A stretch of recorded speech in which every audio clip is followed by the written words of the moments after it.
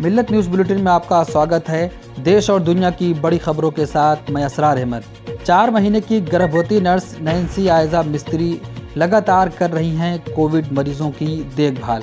देश में कोरोना का कहर लगातार बढ़ रहा है, हर तरफ लोग परेशान हैं। ऐसे में बहुत से ऐसे लोग भी हैं जो इतने मुश्किल समय में भी लोगों की मदद कर रहे हैं और लोगों के लिए इंसानियत की मिसाल कायम कर रहे हैं। ऐसे ही एक खबर गुजरात से सामने आई है, जहां 4 महीने की एक गर्भवती नर्स लगातार मरीजों की देखभाल कर रही हैं। इससे भी बड़ी बात यह कि ये नर्स दिन भर रोज़ा रखकर अपना धर्म भी निभा रही हैं। न्यूज़ एजेंसी NI के मुताबिक इस नर्स का नाम नैन्सी आयजा मिस्त्री है और ये 4 महीने की गर्भवती हैं। इसके बावजूद वो लगातार सूरत के कोविड केयर सेंटर में ड्यूटी निभा रही हैं। आपको बता दें कि इस वक्त माह रमज़ान का महीना चल रहा है। ऐसे में आयजा लगातार रोज़ा रखकर अपना धर्म भी बखूबी निभा रही हैं।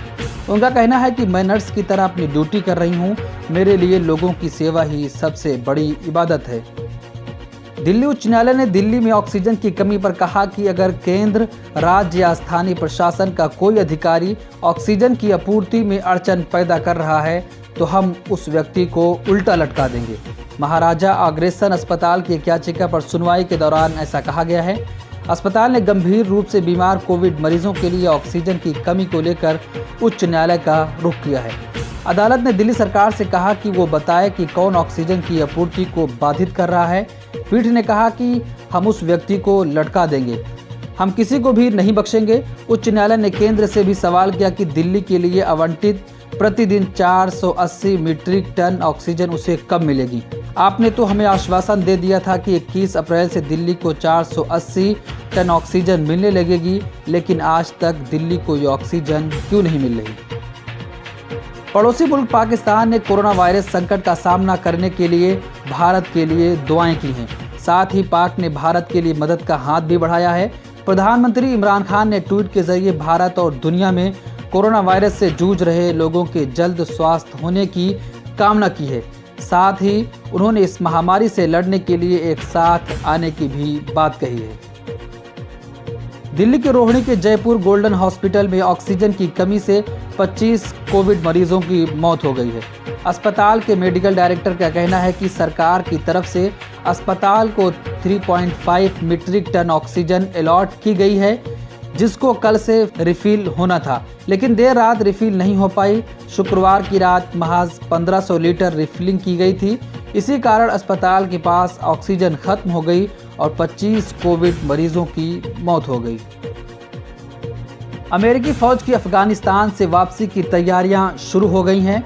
राष्ट्रपति बाइडेन की सरकार के बीच 20 साल अफगानिस्तान जंग का खात्मा होने जा रहा है। इस समय अफगानिस्तान में 2500 अमेरिकी फौज और तकरीबन 7000 गठबंधन फौज मौजूद है। अंतर्राष्ट्रीय समाचार एजेंसी के अनुसार अमेरिकी फौज अफगानिस्तान से निकलना शुरू हो गई है। 1 मई से पहले न केवल अपने सामान भिजवाने लगे हैं, बल्कि क्षेत्रीय ठेकेदारों से अपना करार भी खत्म करना शुरू कर दिए हैं। जस्टिस NV रमन्ना ने देश के 48वें मुख्य न्यायाधीश के रूप में शपथ ले ली है। राष्ट्रपति रामनाथ कोविंद ने शनिवार को उन्हें पद और गोपनीयता की शपथ दिलाई। रमन्ना ने शुक्रवार को रिटायर हुए जस्टिस SA बोबड़े की जगह ली है।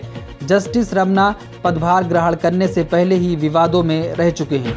जस्टिस रमन्ना पहले से ही विवादों के घेरे में हैं और उन पर कई तरह के गंभीर आरोप भी लग चुके हैं।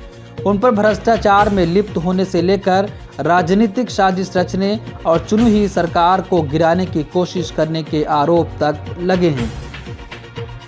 मेघालय के राज्यपाल सत्यपाल मलिक ने एक बार फिर केंद्रीय कृषि कानूनों के विरोध में लंबे समय से आंदोलन कर रहे किसानों का समर्थन किया है।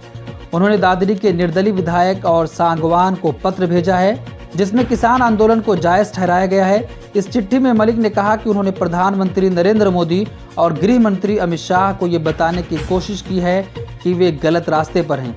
वे किसानों को दबाने, डराने और धमकाने का प्रयास न करें।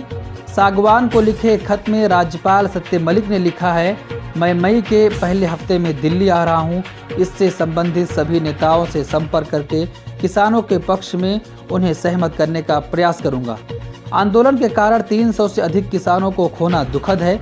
इसके बावजूद केंद्र सरकार ने इन किसानों के प्रति संवेदना में एक शब्द भी नहीं कहा है। केंद्र सरकार की मंशा ठीक नहीं है और वो आंदोलन को तोड़ने और बदनाम करने का प्रयास कर रही है। जिम्बाब्वे की राजधानी में टेक ऑफ के तुरंत बाद एक सैन्य हेलीकॉप्टर दुर्घटनाग्रस्त हो गया है, जिससे 3 यात्रियों और एक बच्चे की मौत हो गई है।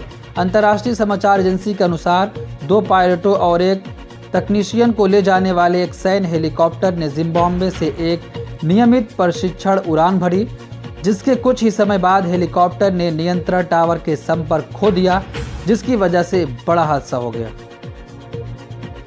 ऑक्सीजन पर सीमा शुल्क 3 महीने के लिए माफ कर दिया गया है। साथ ही कोविड वैक्सीन लगने वाली सीमा शुल्क पर भी छूट दी गई है। देश में गहराते ऑक्सीजन संकट और 1 मई से 18 साल से अधिक उम्र वाले लोगों के लिए वैक्सीन लगाने से पहले ये फैसला लिया गया है। आपको बता दें कि सरकार इस समय विदेशों से आने वाले टीकों पर 10% सीमा शुल्क या आयात शुल्क और 16% IGST लगाती थी। इन टैक्सों के चलते टीके सीरम इंस्टीट्यूट ऑफ इंडिया और भारत बायोटेक के मुकाबले महंगे हो जाएंगे। सरकार के इस फैसले के बाद अब टीकों की कीमत कम देखने को मिलेगी। ब्यूरो रिपोर्ट, मिलत टाइम्स। मिलत टाइम्स को आपकी जरूरत है। हमारी आप माली मदद करें। हर महीने सिर्फ 100 रुपये और 1 साल के लिए एक साथ सिर्फ 1000 रुपये। रकम भेजने के लिए यहाँ दिए गए फोन पे, गूगल पे और पेटीएम नंबर का इस्तेमाल कर सकते हैं।